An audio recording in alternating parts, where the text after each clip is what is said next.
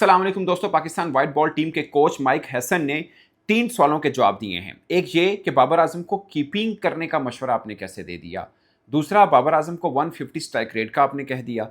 तीसरा, शहीन शाह अफरीदी टी20 में नहीं है और सुनने में ये आ रहा है कि आपने यानी माइक हैसन ने शहीन शाह अफरीदी को ये कहा था कि आप बताओ आपको कौन सा फॉर्मेट पसंद है। ये मीडिया में खबरें आई, यानी कोच ये चाह रहे हैं कि शहीन तीनों फॉर्मेट मत खेले, एक आधा फॉर्मेट बताए जिसमें वो खेलना चाहते हैं। नंबर 4 कि हसन अली पाकिस्तान टी20 टीम का हिस्सा क्यों नहीं। ये 4 सवाल हैं जो अब पाकिस्तान क्रिकेट फैन के मन में आते हैं कि यार ये क्या चल रहा है पाकिस्तान क्रिकेट को लेके। मगर इनके जवाब देने से पहले, बल्कि यानी माइक हैसन ने प्रेस कॉन्फ्रेंस में ये जो जवाब दिए इन सब सवालों के, उसमें जाने से पहले मैं आपको एक बात बता दूं। वो जो कहते हैं ना कि जैसा देश वैसा भेस, इस बात को गोरे बड़े अच्छे से समझते हैं और पाकिस्तान में लैंड करने से पहले वो इस कल्चर को समझ चुके होते हैं और एग्जैक्टली माइक हैसन ने भी ऐसा ही किया। अब सुनिए, उन्होंने कहा कि मैंने तो नहीं कहा बाबर आजम को कि आप कीपिंग भी करो साथ में। ये किसने कह दिया आपको कि मैंने बाबर को मशवरा दिया कि आप कीपिंग भी करो?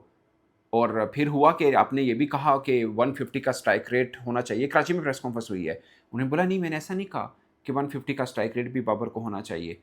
दोनों चीज़ों को डिनाइल किया, यानी बाबर को कीपिंग की ऑफर भी नहीं की माइक हैसन ने, ना उन्होंने ऐसा कुछ नहीं कहा कि बाबर कीपिंग करे तो ये वो। और साथ में उन्होंने ये भी कहा कि मैंने ये भी नहीं कहा बाबर आजम को कि आप अपनी 150 की स्ट्राइक रेट बढ़ाएं। अब इसमें 2 जवाब हैं दोस्तों। नंबर 1, आपको याद होगा आकिब जावेद के जब ये कैंप खत्म हुआ, आकिब जावेद से सवाल हुआ बाबर आजम को लेकर और रिजवान को लेकर।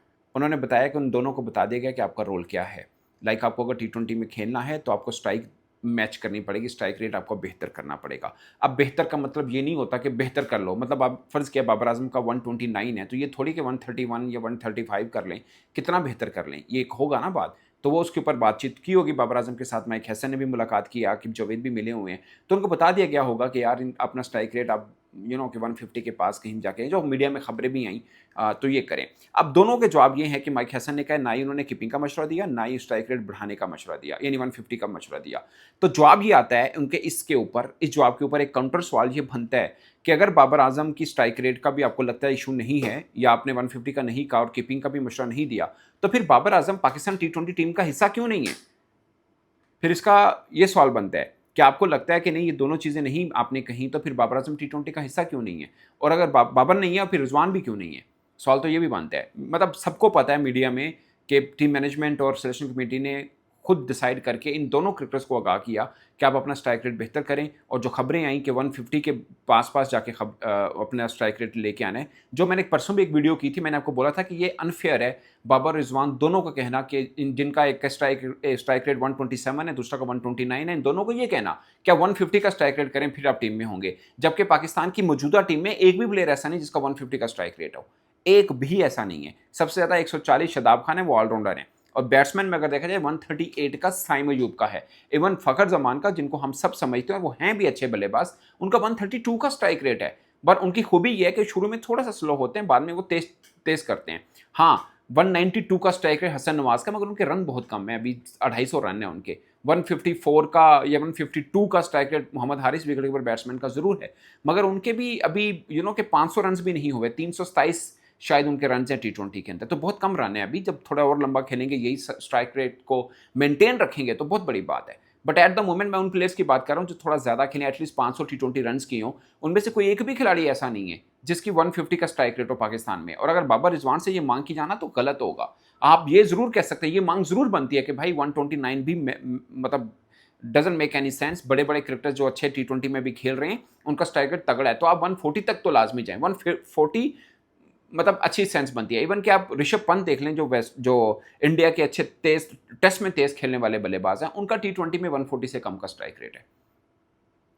तो 140 सेंस बनती है कि 140 होनी चाहिए, यहां तक ठीक है, ये मांग होनी चाहिए। मगर अब तो हैसन ने इनकार ही कर दिया। उन्होंने बोला कि मैंने तो बाबर से दोनों बातें नहीं की, ना कीपिंग वाली की है, ना ही मैंने ये बात की है कि भाई अपना स्ट्राइक रेट बढ़ा दो। फिर सवाल ये बनता है कि अगर आपने दोनों बातें नहीं की तो फिर बाबर आजम में गलती क्या है, उनका कसूर क्या है, फिर आप उनको टी20 टीम में क्यों नहीं आते? फिर आकिब जावेद जो कि हेड हैं और सिलेक्शन कमेटी के अंदर भी हैं, हाई परफॉर्मेंस सेंटर के वो हेड हैं, सिलेक्शन कमेटी के अंदर हैं, और सब कुछ के करते धरते दो ही हैं, एक माइक हैसन और एक आकिब जावेद ये कह रहे हैं कि बाबर आजम को और रिजवान को बता दिया गया है कि आपको अपना स्ट्राइक रेट बेहतर करना है। आपका रोल क्या होना चाहिए। वो बोल रहे हैं कि हमने कहा है, मगर हैसन तो इनकार कर गया। उन्होंने बोला हमने इससे बात ही नहीं की। उसकी वजह ये है कि पाकिस्तानी स्पोर्ट्स के ऊपर जो के सोशल मीडिया के ऊपर बातचीत करते हैं, जो वैसे इलेक्ट्रॉनिक या प्रिंट मीडिया है, एकदम साबिक क्रिकेटर्स की तरफ से भी जो रद्द-ए-अमल आया वो बड़ा एक ठीक तरह से रद्द-ए-अमल था। भई आप कैसी माँग कर रहे हैं बाबर आज़म से कि आप कीपिंग भी करें?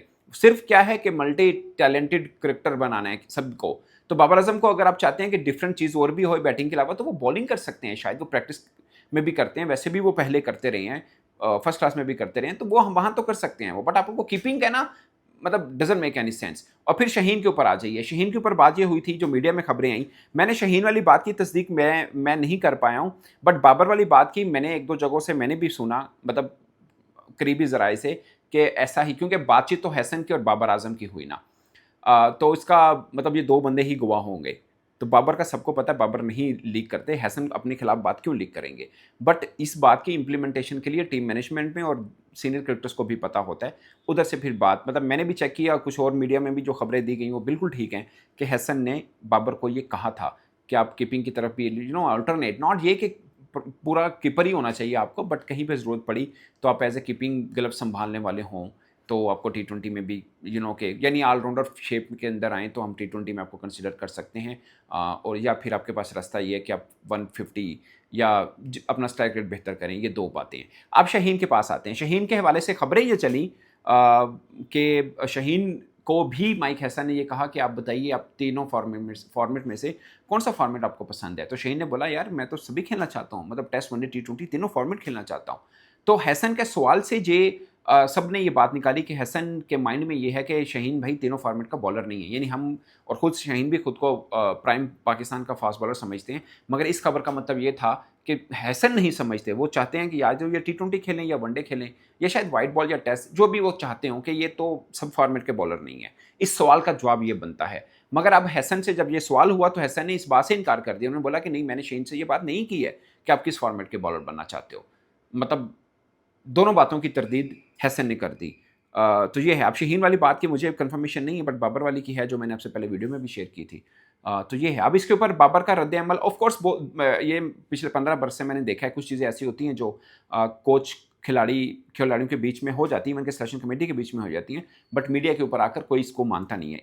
बीसों इस तरह की मैं एग्जांपल्स दे सकता हूँ, क्योंकि बातें कुछ ऐसी हैं जो कि बाबर भी सामने आके नहीं बोलेगा कि हाँ मुझे हसन ने ये कहा था। वो इसलिए, या शायद बोल भी दे, वो इसलिए कि कुछ चीज़ें होती हैं जो आपने रखनी होती हैं, ऑफ द रिकॉर्ड रखनी होती है, उसको आके मीडिया के सामने बोलना ज़रूरी नहीं होता। इसलिए हसन ने भी इनकार कर दिया कि भाई मैंने तो ये बात ही नहीं की है।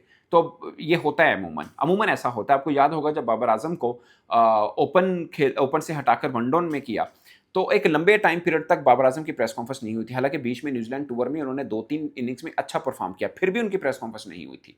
आपको याद होगा। वो इसलिए नहीं थे कि बाबर आज़म से ये सवाल अवॉइड करवाना चाह रहे थे, और अमूमन ये होता है कि जो आपकी मीडिया टीम होती है पीसीबी की, वो बोल देती है बाबर आज़म से कि ये सवाल अगर हो तो आप प्लीज़ अवॉइड कर दिएगा। वो कहते हैं कि नहीं मैं तो नहीं करूँगा, मतलब मैं वैसे एक बात कर रहा हूँ, फ़र्ज़ किया वो कहते हैं मैं नहीं करूँगा, तो फिर अमूमन ऐसे क्रिकेटर्स को प्रेस कॉन्फ्रेंस में ही नहीं लाया जाता। ये तरीकाकार ये होता है। तो अमूमन प्रेस कॉन्फ्रेंस के अंदर जो ड्रेसिंग रूम की बातें हैं वो मीडिया के सामने नहीं बोली जाती हैं। सभी इनकार भी कर सकते हैं और ये भी कर सकते हैं। बट ये है ऐसा मामला जो हुआ। अब हसन अली की बात उन्होंने इस पे मुझे अच्छा लगा कि हसन ने बड़ा क्लियर माइंड से कहा कि हम जहाँ तक हो सके किसी भी क्रिकेटर को हम मोबिलाइज करने की कोशिश करते हैं। हसन अली काउंटी लीग के साथ उनका कॉन्ट्रैक्ट था, मतलब जो उन्होंने बात की उसका मफहूम मैं बता रहा हूँ। और हम अगर वो भी क्रिकेट ही खेल रहे हैं तो ठीक है, हम उनको पूरा काउंटी क्रिकेट खेलने देते हैं। उनकी जगह पे हमने सलमान मिर्ज़ा को टीम में ले लिया है। ये मुझे लगता है कि ठीक है, आप अपने खिलाड़ी को कॉन्फिडेंस दे रहे हैं, और जिस और पाकिस्तानी क्रिकेटर का भी कहीं पे कॉन्ट्रैक्ट होता है तो क्लियर हो कि भाई उस लीग को भी क्लियर हो कि ये पाकिस्तानी क्रिकेटर आ रहा है, मेरे साथ पूरा खेलेगा, तो आपके क्रिकेटर्स की मांग बढ़ जाएगी, जो कि एक अच्छी चीज़ है। काउंटी क्रिकेट हसन अली खेलेंगे तो अच्छी है, हम वो भी कॉम्पिटिटिव है। बांग्लादेश के खिलाफ हमें सलमान मिर्ज़ा को ट्राई आउट करने का मौका भी मिल गया, वो भी हमारे लिए भी बेहतर है। तो दोनों के लिए विन विन सिचुएशन है। खिलाड़ी भी खुश, यहाँ से कोच भी खुश, नया खिलाड़ी को चांस मिल गया वो भी खुश, तो ये अच्छी चीज़ है। और फिर क्लियर भी किया उन्होंने कि हसन अली को इसलिए टी20 में नहीं रखा कि हम चाहते हैं कि वो भी चाहते हैं कि वो काउंटी क्रिकेट खेलें, और इस एक सीरीज़ है जिसके अंदर वो नहीं खेलना चाहते तो ना खेलें। तो शाहीन के ऊपर उन्होंने बोला कि कुछ चीज़ों का उनको काम करना है, उसके बाद वो टी20 टीम का हिस्सा बन सकते हैं। मगर वो डिनाइल है इस बात से कि उन्होंने शहीन को किसी फॉर्मेट से रोकने का कोई बात ही नहीं की है। बट दूसरी तरफ वो T20 में शहीन क्यों नहीं है, वो कह रहे हैं कि शहीन को अपनी परफॉर्मेंस बेहतर करनी पड़ेगी। बट मेरा सवाल ये है कि टीम के अंदर इस वक्त T20 टीम के अंदर जितने भी फास्ट बॉलर हैं, सबको इकट्ठा करके एक पलड़े में रख दें। शहीन जितना गया गुजरा, जो मर्जी आप उसको समझ लें, उस अकेले को रख लें तो शायद शहीन का पलड़ा भारी होगा। जितनी अब T20 टीम के अंदर खिलाड़ी हैं उन सब से, बट शहीन को फिर भी अपनी परफॉर्मेंस बेहतर करनी है अगर T20 टीम में आना है, एज़ पर हसन। मैं ये समझने से कासिर हूँ। तो बहुत सी चीज़ों को डिनाइल दी, लेकिन मगर ये रियलिटी हैं कुछ चीज़ें। और बाकी कोच हैं वो पाकिस्तान में आके पाकिस्तान का कल्चर समझ गए हैं कि जो भी गल मीडिया जाके बोल दो कि नहीं मैं क्या ही नहीं सीखा, तो उन्होंने इंज ही किया है। इस पर दोस्तों आप अपनी राय कमेंट के सूत्र में जरूर चाहिएगा। मेरी तरफ से इतना ही, इजाज़त दीजिए। अल्लाह हाफिज़।